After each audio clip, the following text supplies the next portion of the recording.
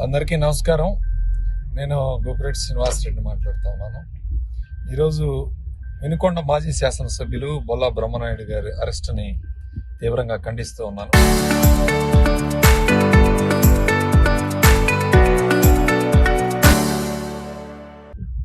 ముఖ్యంగా ఈ కేసులో బ్రహ్మనాయుడు గారికి ఎటువంటి సంబంధం లేకపోయినా అన్యాయంగా ఆయన్ని ఈ కేసులో ఇరికించటం, అదేవిధంగా యాక్చువల్గా ఈ ల్యాండ్ గురించి వివాదం ఉందని చెప్పి కలెక్టర్ గారి దగ్గరికి, రంగారెడ్డి జిల్లా కలెక్టర్ గారి దగ్గరికి తీసుకువెళ్ళింది బ్రహ్మనాయుడు కుమారుడు, వాళ్ళ కుటుంబ సభ్యులు. ఆ తర్వాతనే ఇది ప్రభుత్వ భూమి అని గుర్తించి ఎంఆర్ఓ గారితో ఎంక్వైరీ చేయించి ఆయన ద్వారా కేసు పెట్టడం జరిగింది. అసలు వాళ్లే తీసుకువెళ్ళి ఇది ఎంక్వైరీ చేయండి, ఇది కరెక్ట్గా ఉందా లేదా అని చేపట్టిన నేపథ్యంలో వాళ్ళ మీదే కేసులు పెట్టి, అంటే బాధితుల మీదనే కేసులు పెట్టే కార్యక్రమం చేయటం చాలా దారుణమైన అంశం.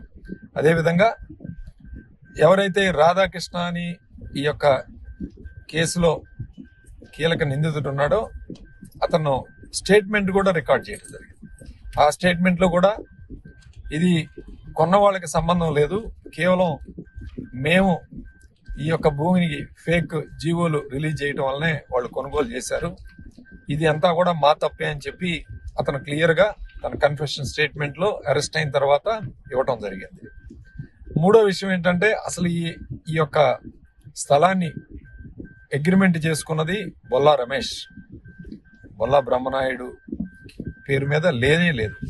సో అలాంటప్పుడు బ్రహ్మనాయుడు గారిని అన్యాయంగా ఇరికించి, రాజకీయ కక్షతోనే బ్రహ్మనాయుడు గారిని ఈ కేసులో ఇరికించి బ్రహ్మనాయుడు గారిని అరెస్టు చేయటం ఇంకా బాధాకరం. ఇవన్నీ కూడా బెయిలబుల్ సెక్షన్లు అని చెప్పి లాయర్లు చెప్పడం జరిగింది. అయినా సరే బెయిల్ ఇవ్వకుండా దీనిలో పోలీసు చేత వీళ్ళు తెలుగుదేశం పార్టీ వాళ్ళు బ్రహ్మనాయుడు గారి మీద అన్యాయంగా ఇరికించి ఈ కేసులో